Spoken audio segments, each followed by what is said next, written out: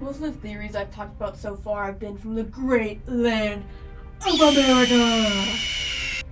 And since this is becoming a shithole, I'm gonna branch out and look at stuff that's happening outside of this glorious country. One of the most common conspiracy theories talked about around the world is about the death of Princess Diana. Just to give you the official story so you know what we're working with. Diana was first introduced to the royal family when she married Prince Charles III.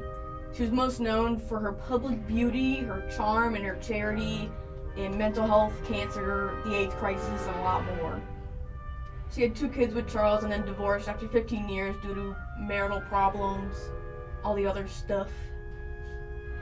She died in a car crash that happened while she was in Paris, and she was hit by Ernie Paul while he was driving intoxicated at around 65 miles per hour.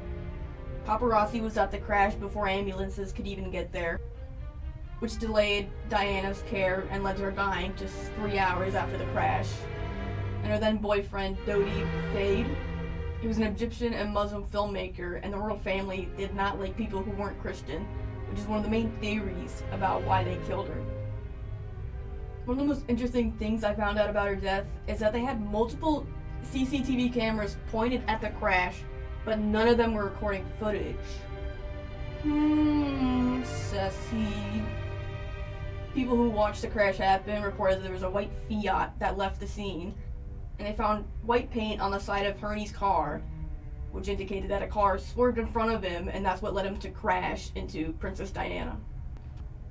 Another thing that people always talk about with Princess Diana's death is that her and her boyfriend weren't wearing their seatbelts during the crash. Diana's sister always said that she was religious about wearing her seatbelt, would always wear it, so it was concerning that this was the one time she didn't wear it. It was also revealed when they were investigating the car that Diana was in that her seatbelt was the only one that wasn't in working condition, but this was after the crash. It was unsure if this was before or after.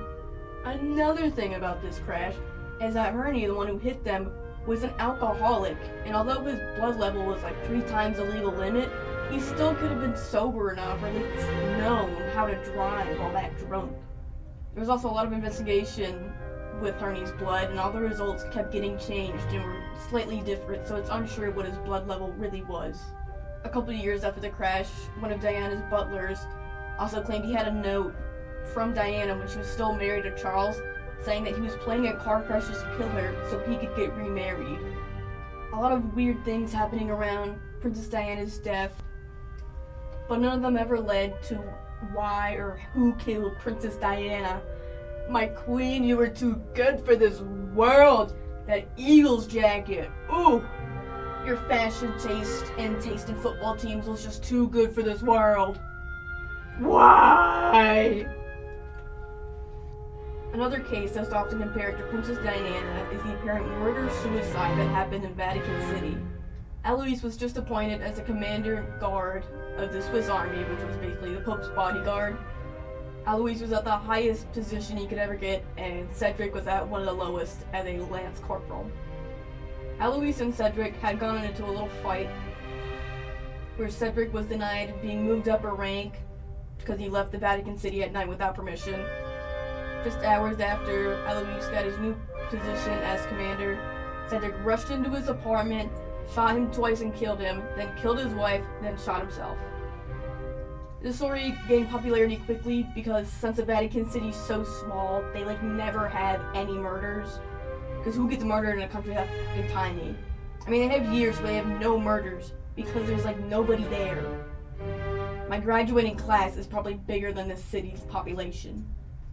This might sound like a clear-cut murder-suicide, but people think he didn't do it. Dun dun dun! One of the theories is that Alois was present at one of the failed assassination attempts against the Pope, and it was thought that the assassination was getting revenge. Some think Alois and Cedric were in a little gay relationship and they were homies kissing each other goodnight, but they got into an argument and then he shot him and his wife. Some think Alois was a German spy. There's a lot of theories about this case just because of how clear and cut and perfect it seems as a case. The only Moving over to Germany for this one, this is the Bielefeld conspiracy, where they believe that the town Bielefeld doesn't exist. It's basically Germany's Wyoming. They think that Bielefeld is just a fake town, nobody lives there, and it's almost like Area 51 where they just hide aliens and all their other stuff. It's more of a joke than anything, but I'm sure there's some dumb little German kids who believe in this. Moving over to Spain for this next one, this is a conspiracy theory around the Ketchup Song.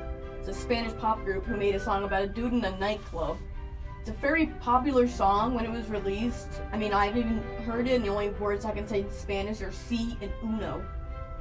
It's a fun song, it just got some like Spanish gibberish in there that you see a lot. But there's some doofuses who think this is a reference to Satan. Some of the lyrics, these are translated into English because I'm not gonna attempt speaking Spanish on here. Where there isn't a room for a soul, they think it's referring to hell.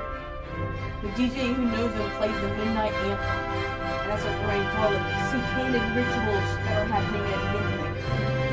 And all these songs are about trying to encourage people to become Satanists and to sacrifice themselves for Satan with the Ketchup Song.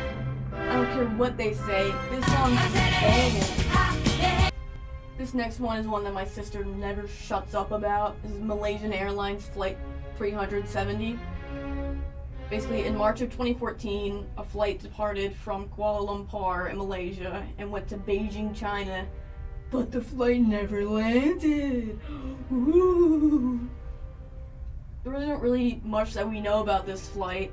We only know like the flight pattern and roughly where it crashed. The only thing we found from it is some debris, but like not a lot. Since there's barely anything known about this, theorists are so creative with all their ideas. They think it's a cover-up that something bad happened on the plane, something could have been terrorists, just a fire. Some people focus on the pilot himself, Captain Shaw. Before he took off on the flight, he was really upset. His marriage was getting messy. Some claim that his wife and kids left the house while he was on this flight.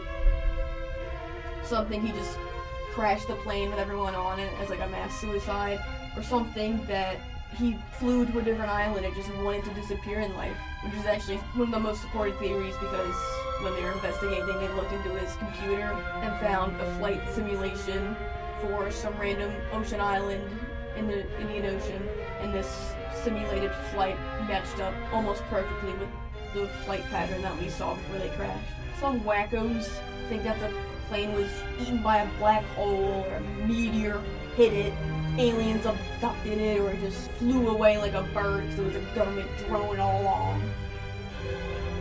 One of the best ones I've found so far is the finger-pinching conspiracy theory from South Korea.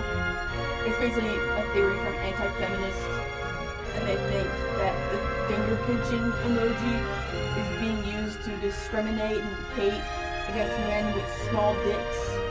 Meaning radical feminists are trying to humiliate them and push them down and go, haha, you have shrimp dick. And you're like, no, please, no, I'm so oppressed, no.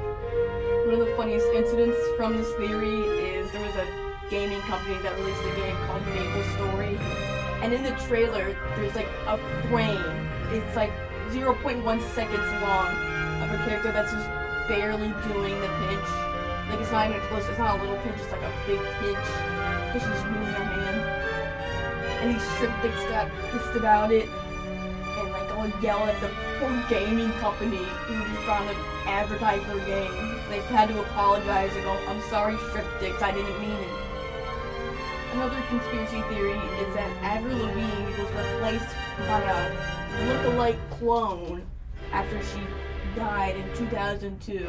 Avril Lavigne is a Canadian pop-punk singer from the early 2000s. I'm sure you guys have heard her song Skater Boy. Love that song. Banger! A Brazilian blogger started a post called Avra is Dead, and he talked about how Avra was going through a deep depression after her grandfather died, and she just released her album and then died. He said she was replaced by a lookalike named Melissa after they saw the name Melissa written on Avra's hand during an interview. Some think she's not dead, but that she still had a lookalike come take her place because she couldn't handle the stress of being a glorious musician, and Skater Boy was too much of a big hit for her to handle. They think that Avril's new music has subliminal messages from Melissa about her being sorry for taking Avril's place and feeling guilty. Avril Lavigne eventually went on tour in Brazil, and people interviewed her about these theories and these claims.